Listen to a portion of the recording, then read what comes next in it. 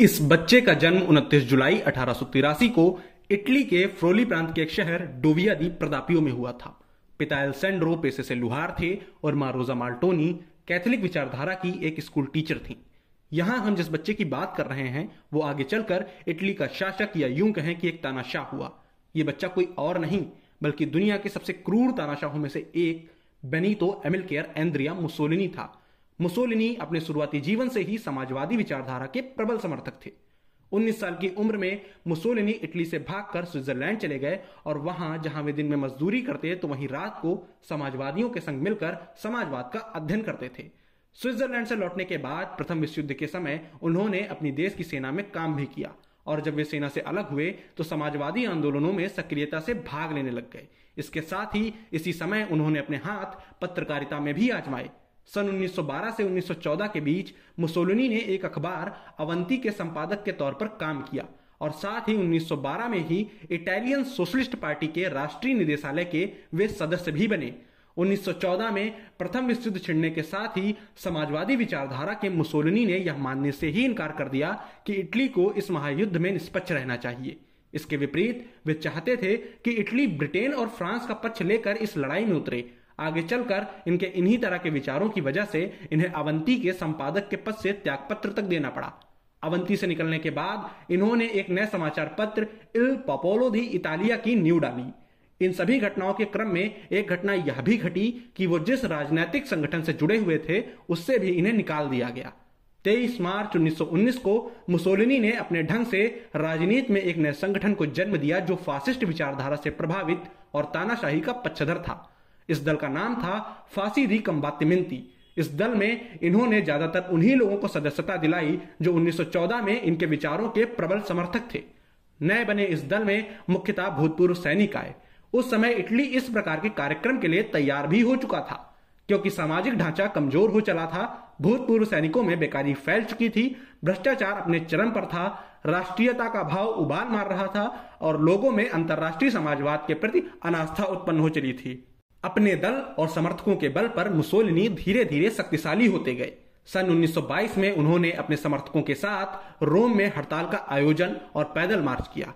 30 अक्टूबर 1922 को उन्होंने अपने साथियों के साथ इटली की राजधानी रोम पर कब्जा कर लिया और 31 अक्टूबर 1922 को इटली के तत्कालीन सम्राट विक्टर एमेनुअल को अपदस्थ कर फासिस्ट शासन की स्थापना कर डाली और खुद को इटली के नए शासक के रूप में नियुक्त किया।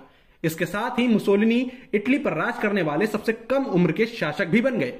चूंकि वे स्वयं पत्रकार रह चुके थे और प्रेस की ताकत को बखूबी समझते थे, इसलिए इटली का प्रधानमंत्री बनते ही उन्होंने सबसे पहले प्रेस पर प्रतिबंध लगाया।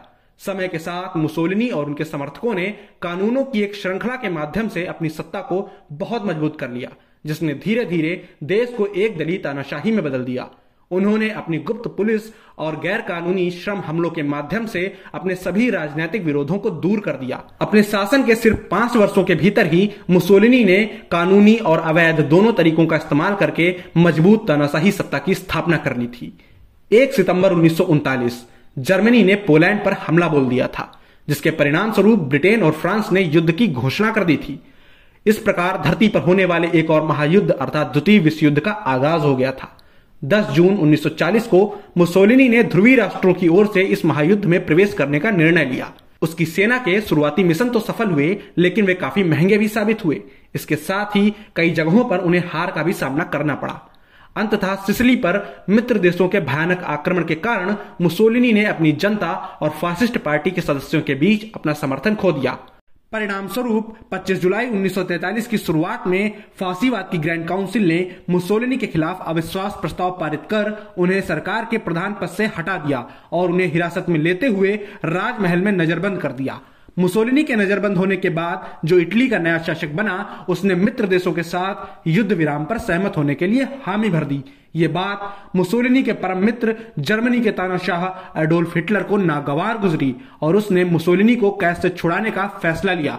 तब मेजर ओटो हेराल्ड मोर्स के नेतृत्व में जर्मन पैराट्रूपर्स और वेफन एसएस कमांडोज द्वारा मुसोलिनी को कैद से मुक्त कराया गया, जिसके बाद वे हिटलर की सहायता से उत्तरी इटली के शासक बने। लेकिन अब उनके विरोध में उठने वाले स्वर भी बहुत तेज हो चुके थे। अंत में जब मुसोलिनी को खुद पर आते हुए संकट के बादल स्पष्ट रूप से दिखाई देने लगे, तब उन्होंने अपनी गर्लफ्रेंड क्लारा पेटाची के साथ स्विट्जरलैंड भागने का प्रयास किया, लेकिन दोनों को इटालियन कम्युनिस्ट पक्षकारों द्वारा पकड़ लिया गया और लेक कोमो के पास उनकी हत्या कर दी गई।